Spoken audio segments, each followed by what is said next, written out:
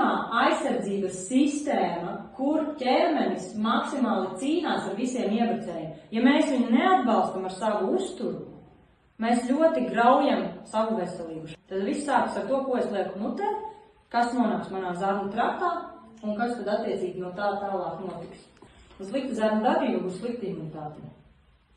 Tad, kad ir iekaisums sāksies šīs te zarnu caurlaidīgums, asinsritē nonāks iekšā toksīni, mikroorganismi, glutēna, tur atlikumi, piemēram, piena, cukuru daļiņas, kur sāk rasties pārtikas nepanesamība un kāpēc alerģijas, jā.